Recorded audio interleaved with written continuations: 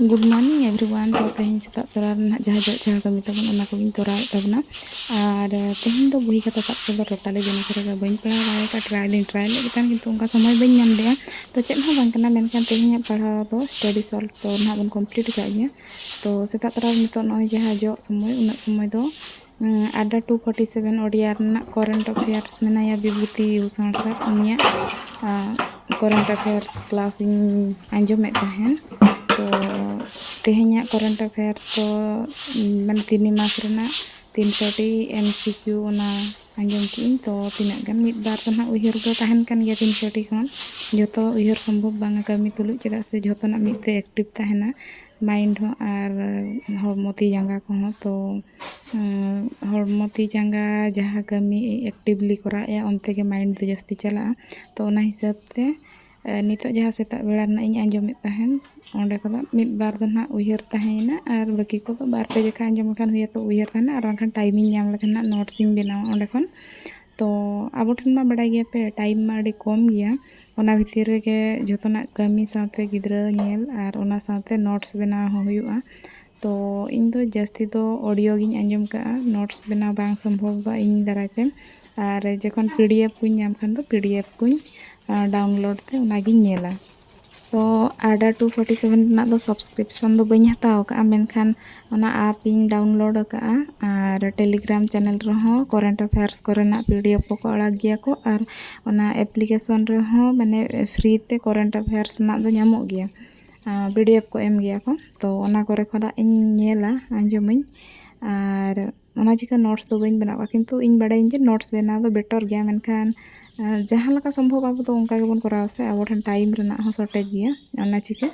तो सेता सेता ना जो जहाँ को चाबा बड़ा ते डंगरी कुñ उड़ुक के कोआ और गोड़ा गुड़ी को गिड़ी बड़ा हुईना और तेहनिया दिन तीन दो ना ओंडे खन गे स्टार्ट कना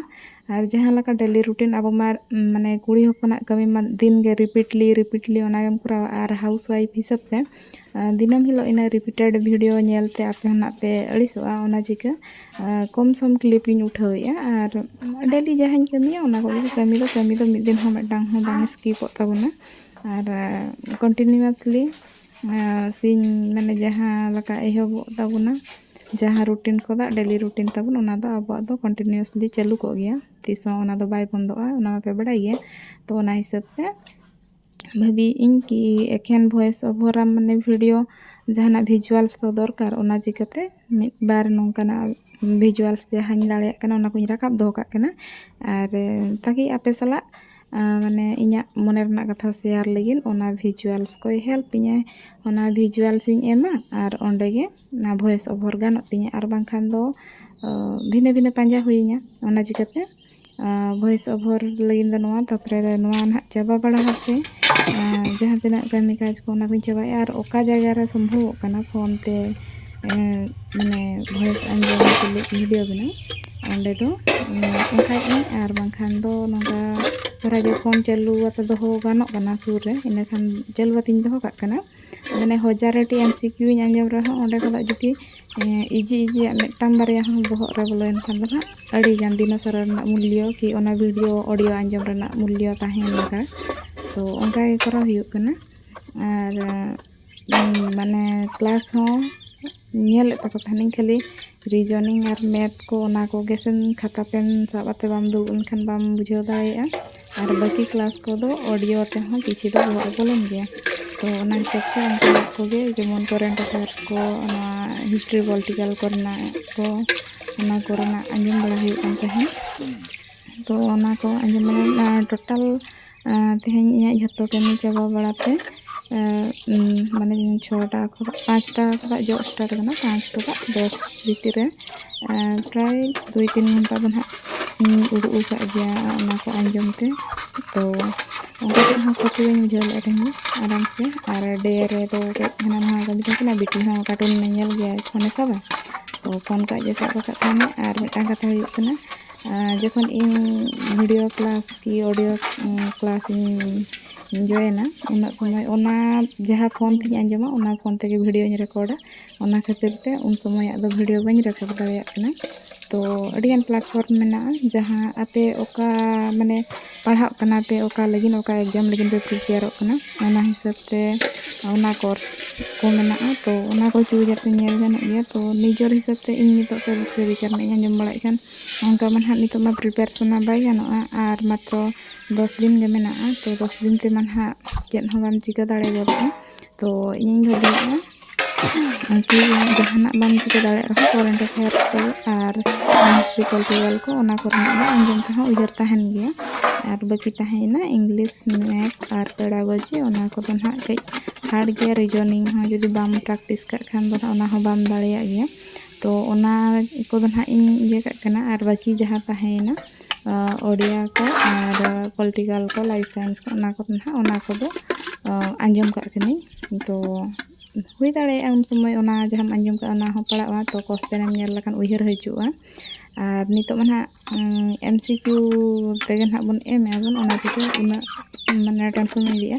आर लोहत लिनाइन पालन होला माहदर ओना चिको बोहो होंदो मैसिंग केन तहन ओना चिको बढ़े आते दो आर खाता पान सब तो बइन दुरुब कना आर मेटांग प्रॉब्लम हुई कना नो जपुद दिन रे कोरेन बाय तहन कना माने दिन बेड़ा हो रूम भीतर चेदम पढ़ाआ उनका सितुंग बाय सितुंग खातिर आर उनका लाइट पास ना व्यवस्था बचु खातिर रूम को ᱧᱩᱛᱟᱹᱛ गे ñeloᱜ ᱠᱟᱱᱟ तो दिन बेड़ा हो डे लाइट ते पढ़ा हो मुश्किल कना लाइट बाम जुल खान बाम पढ़ा दाड़े उनका कना आर बाहरे को सन उडु आते चेदम पढ़ा जपुद ए जटी जटी सना हने बरंदा पिंड गोटा गे समान सिचुएशन गे गोटा गे ᱧᱩᱛᱟᱹᱛ धरा गे ñeloᱜ कना आर नो इंत ñele पे बेड़ा कना एंते रहो तार माने तारास दो बांग बजाव कान गे सेता आकन का आर इया गे मिटांग निमेना जहाँ लगा सेता सेता तारा पे नासे नासे पुलसु मार्शल को समय जहाँ का ñeloᱜ onka ge ñeloᱜ ado ona ko chaba bada hate hola jahan biti motivation video ni mena kan video ko ona ko ñel bada ke ar mitang katha ni ngete कि चलो motivation video na niya bitir ma onka babu bina na menkan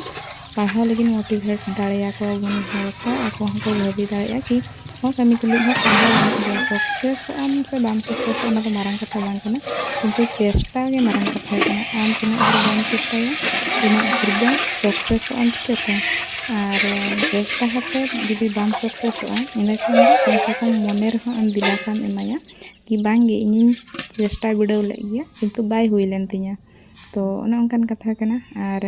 तेहें दो ना इन उतु तबना गोंघा bird singing चलावन तहन तो सेता बेला दो नाश्ता रिन चला तहन वेंडी भजाले तहन आर रुटी बनाले तहन आर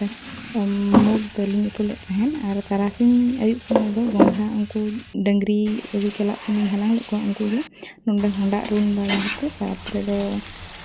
कुंदरी खाड़ा आर कई बादाम मिसा के उतु हुईना तारपरे दो पूरा टेस्टी बुझे ना तो तेहें ब्लॉग रे दो इनंगे सनाम को के जोहार।